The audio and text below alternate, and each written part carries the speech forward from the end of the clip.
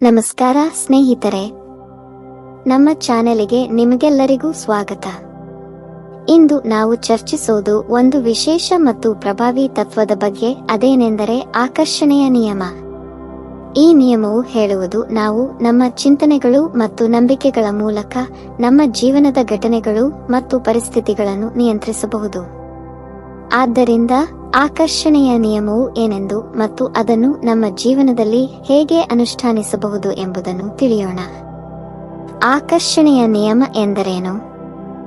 ಆಕರ್ಷಣೆಯ ನಿಯಮವು ಒಂದು ಯೂನಿವರ್ಸಲ್ ಪ್ರಿನ್ಸಿಪಲ್ ಆಗಿದ್ದು, ನಾವು ಏನನ್ನು ಯೋಚಿಸುತ್ತೇವೆ ಅದೇ ನಮ್ಮ ಜೀವನದಲ್ಲಿ ಆಕರ್ಷಿತವಾಗುತ್ತದೆ ಎಂದು ಹೇಳುತ್ತದೆ. ಅಂದರೆ ನಮ್ಮ ಚಿಂತನೆಗಳು ಮತ್ತು ಭಾವನೆಗಳು ನಮ್ಮ ವಾಸ್ತವಿಕತೆಯನ್ನು ನಿರ್ಮಿಸುತ್ತವೆ. ನಾವು ಧನಾತ್ಮಕವಾಗಿ ಯೋಚಿಸಿದರೆ ನಾವು ಧನಾತ್ಮಕ ವಿಷಯಗಳನ್ನು ಆಕರ್ಷಿಸುತ್ತೇವೆ. ನಾವು ಋಣಾತ್ಮಕವಾಗಿ ಯೋಚಿಸಿದರೆ ಋಣಾತ್ಮಕ ವಿಷಯಗಳು ನಮ್ಮ ಜೀವನದಲ್ಲಿ ಬರುತ್ತವೆ. ಆಕರ್ಷಣೆಯ ನಿಯಮದ 4 ಮುಖ್ಯ ತತ್ವಗಳು. ಚಿಂತನೆಗಳ ಶಕ್ತಿ, ದ ಪವರ್ ಆಫ್ ಥಾಟ್ಸ್. ನಮ್ಮ ಚಿಂತನೆಗಳು ನಮ್ಮ ವಾಸ್ತವಿಕತೆಯನ್ನು ನಿರ್ಮಿಸುತ್ತವೆ.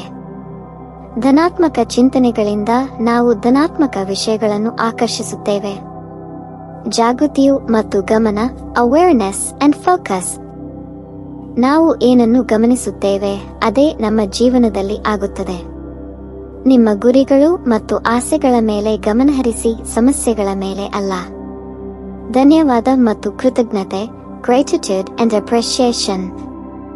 ಕೃತಜ್ಞತೆಯೇ ನಮ್ಮ ಜೀವನದಲ್ಲಿ ಧನಾತ್ಮಕತೆಯನ್ನು ತರಿಸುತ್ತದೆ. ನಿಮ್ಮಲ್ಲಿ ಈಗಿರುವ ಉತ್ತಮ ವಿಷಯಗಳಿಗೆ ಧನ್ಯವಾದ ಹೇಳಿ, ಇದು ಇನ್ನೂ ಹೆಚ್ಚಿನ ಉತ್ತಮ ವಿಷಯಗಳನ್ನು ಆಕರ್ಷಿಸಲು ಸಹಾಯ ಮಾಡುತ್ತದೆ. ಕ್ರಿಯೆ ಮತ್ತು ನಂಬಿಕೆ, ಆಕ್ಷನ್ ಅಂಡ್ ಬಿಲೀಫ್. ಕೇವಲ ಯೋಚಿಸುವುದರಿಂದ ಮಾತ್ರ ಎಲ್ಲವೂ ಆಗುವುದಿಲ್ಲ, ನಾವು ಕ್ರಮವನ್ನು ಕೈಗೊಳ್ಳಬೇಕಾಗಿದೆ. ನಂಬಿಕೆ ಇಟ್ಟುಕೊಳ್ಳಿ ಮತ್ತು ಸರಿಯಾದ ದಿಕ್ಕಿನಲ್ಲಿ ಹೆಜ್ಜೆ ಹಾಕಿ.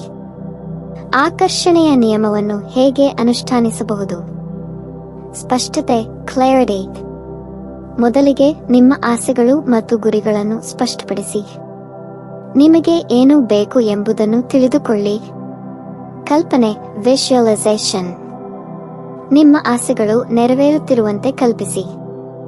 ನೀವು ಈಗಾಗಲೇ ಆ ವಿಷಯವನ್ನು ಪಡೆದಿದ್ದೀರಿ ಎಂದು ಭಾವಿಸಿ. ಕೃತಜ್ಞತೆ ಹೇಳಿ, ಎಕ್ಸ್ಪ್ರೆಸ್ ಗ್ರಾಟಿಟ್ಯೂಡ್. ನಿಮ್ಮ ಜೀವನದಲ್ಲಿ ಈಗಿರುವ ಉತ್ತಮ ವಿಷಯಗಳಿಗೆ ಕೃತಜ್ಞತೆ ಹೇಳಿ. ಇದು ನಿಮಗೆ ಇನ್ನೂ ಹೆಚ್ಚಿನ ಉತ್ತಮ ವಿಷಯಗಳನ್ನು ಆಕರ್ಷಿಸಲು ಸಹಾಯ ಮಾಡುತ್ತದೆ. ಧನಾತ್ಮಕವಾಗಿರಿ, ಸ್ಟೇ ಪಾಸಿಟಿವ್. ಎಂದಿಗೂ ಧನಾತ್ಮಕವಾಗಿ ಯೋಚಿಸಿ. ಋಣಾತ್ಮಕತೆಯಿಂದ ದೂರವಿರಿ ಮತ್ತು ನಿಮ್ಮ ಚಿಂತನೆಗಳನ್ನು ಧನಾತ್ಮಕವಾಗಿರಿಸಿ. ಕ್ರಮ ಕೈಗೊಳ್ಳಿ, ಟೇಕ್ ಆಕ್ಷನ್. ನಿಮ್ಮ ಗುರಿಗಳನ್ನು ತಲುಪಲು ಸೂಕ್ತ ಹೆಜ್ಜೆಗಳು ಹಾಕಿ.